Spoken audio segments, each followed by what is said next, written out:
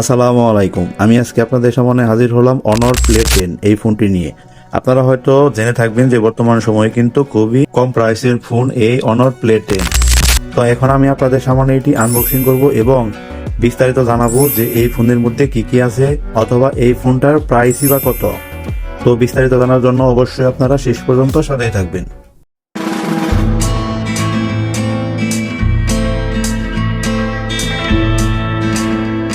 তো glass protector লাগানোর জন্য ফোনটা আমি আগেই খুলেছিলাম। তো এখন যদি আমি এখান থেকে এটা ওপেন করে আপনাদেরকে দেখাই যে এর মধ্যে কি কি আছে, তো প্রথমেই কিন্তু পেয়ে যাবো আমাদের কাঙ্ক্ষিত সেই ফোনটি। এই হচ্ছে আমাদের কাঙ্ক্ষিত সেই ফোনটি। তো এটা আমি পরে খুলতেছি, তো আগে দেখাচ্ছি যে এর মধ্যে কি কি আছে। তো এই বক্সের ভিতরে সম্ভবত এখানে আছে ইউজার ম্যানুয়াল গাইড, এখানে একটা কেস দেওয়া হয়েছে। এটা যদি আমি খুলে দেখাই আপনাদেরকে, তো খুবই শক্তপোক্ত একটি কেস দেওয়া হয়েছে এর সাথে। তো এটাও সাইডে রাখলাম। এখানে আছে একটা চার্জার, তো এটা সম্ভবত 10 ওয়াটের একটা চার্জার। আর আছে এখানে একটা কেবল, এটা টাইপ সি, হয়তো এটা আপনারা আগে থেকেই জেনে থাকবেন। তো টাইপ সি একটি কেবল দেওয়া আছে। আর আছে এখানে সিম ইজেক্টর। তো এই হচ্ছে বক্সের ভেতর এর সাথে থাকা অ্যাক্সেসরিজ গুলা। তো এটা যদি আমি এখন সাইড করি, এখন আমি ফোনটা নিয়ে আসি আপনাদের সামনে। তো দেখুন এখন এটা যদি ওপেন করি এখান থেকে, তো আমার কাছে কিন্তু মিডনাইট ব্ল্যাক যে কালারটা আছে এই কালারটাই ভালো লেগেছে, তার জন্য আমি এই কালারটাই চয়েস করেছি। এটা কিন্তু আরো 2টা কালারে পেয়ে যাবেন আপনারা। তো এখন যদি আমি ফোনটি আপনাদেরকে একটু দেখাই, দেখুন এখানে একটা ক্যামেরা দেওয়া হয়েছে যেটা হচ্ছে 5 মেগাপিক্সেল, আর ব্যাক সাইডে কিন্তু 2টা ক্যামেরার ফ্রেম আছে, বাট এখানে কিন্তু ক্যামেরা ইউজ করা হয়েছে একটি 13 মেগাপিক্সেল, আর এটা হচ্ছে ফ্ল্যাশ লাইট।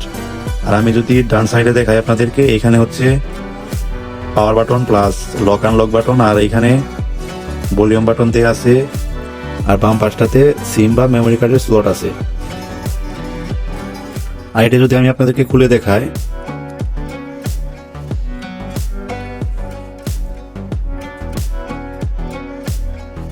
এখানে দেখতে পাচ্ছেন 2টি সিম এবং একটি মেমোরির স্লট রয়েছে।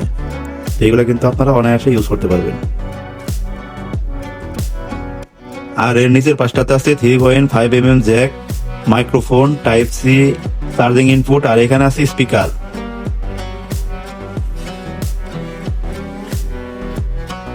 ফোনটি এমনিতে মোটামুটি প্রাইস অনুযায়ী ঠিকই আছে।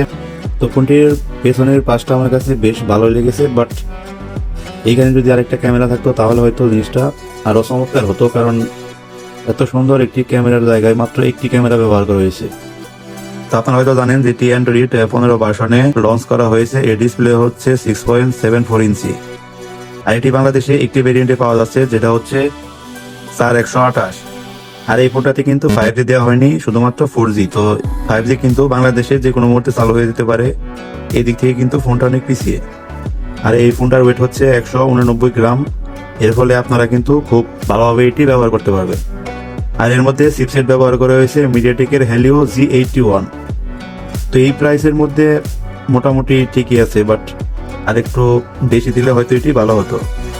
আর সবচাইতে বেশি খারাপ লেগেছে আমার কাছে একটা বিষয়, সেটা হচ্ছে যে এর ডিসপ্লেতে কিন্তু কোনো প্রোটেক্টর ব্যবহার করা হয়নি।